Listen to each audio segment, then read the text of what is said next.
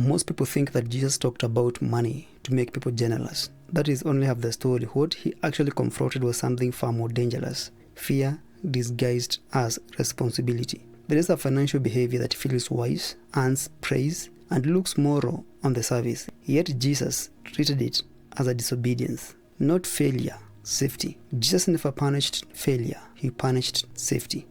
You are losing money right now, not because you are reckless, because you are safe. Every dollar in your saving account is eroding, and every month you wait to invest is compounding against you, and you have been taught that this is being responsible. But it is not. Actually, it is the oldest financial sin in the book. Strip away 2,000 years of dogma. What is left? A masterclass in asymmetric risk. Jesus Christ didn't preach morality. He taught capital allocation under uncertainty, using stories so simple that the peasants got it. While Wall Street sells complexity, Jesus sold clarity.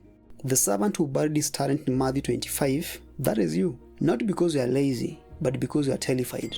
Inflation is already eating 4% of your future every year. Artificial intelligence is rewriting your job, your industry, your net worth overnight. Yet you keep cash packed in a 0.5 account. Jesus called that servant wicked. Why? If you don't outpace the decay rate of the currency, you are stealing from your future self. The servant who doubled their money didn't work harder. They used leverage. They took capital, deployed it, and let it compound. Jesus didn't reward effort. He rewarded outcome. The servant who dug a hole used labor. The servant who traded used capital. One got cast out, the other got promoted. Be the investor, not a digger. Notice, the capital wasn't divided equally. Different capacity, different risk tolerance, but same expectation. Grow what you have been given. That is a portfolio theory, 3,000 years old. Risk isn't avoided, it is matched. But leverage without judgment is suicide. Luke 12, the rich fool, he builds bigger barns, optimized for maximum storage, efficient but fragile. Zero adaptability. In modern terms, cash heavy, overconfident, no exit strategy. Rigidity becomes fragility. Contrast that with the wise builder. He doesn't chase speed, he builds foundation on rock, not sand. But the fool chases returns. But the builder chases resilience. The fool is 100% long on meme stock with no cash reserves. The builder has emergency fund, diverse income streams, and optionality. The storm hits both houses. Only one stands. Jesus didn't hate wealth. He hated fragile wealth. Your portfolio, my friend, is not judged by its peak. It is judged by its ability to survive the crash.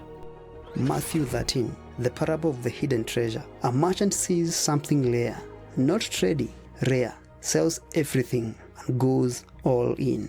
Financial advisors say diversify. That is advice for wealth preservation, not wealth creation. If you know what you are doing, you concentrate, you delete the mediocre to create room for the exceptional. Diversification hedges against ignorance. Concentration bets on competence. True wealth isn't built by collecting assets. It is built by sacrificing the mediocre to fund the miraculous. But what if you already blown it? Or you have lost money, you made some bad bets, and you feel like a prodigal son, broke, ashamed, and done. Jesus himself didn't punish failure. He praised recovery speed. The unjust steward in Luke 16 got fired for mismanagement. Did he beg? Did he cry? No. He cut the deals, secured his future, and Jesus himself praised him.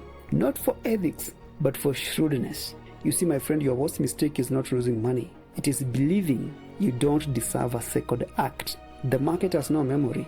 Sunk costs are gone. The only sin is staying down. Wealth, my friend, is not built by perfection. It is built by recovery speed. Can you recalibrate? Can you pivot?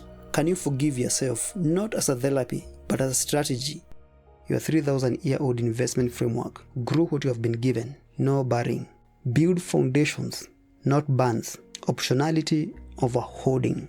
Concentrate on real value. Sacrifice the noise. Recover faster than you fail.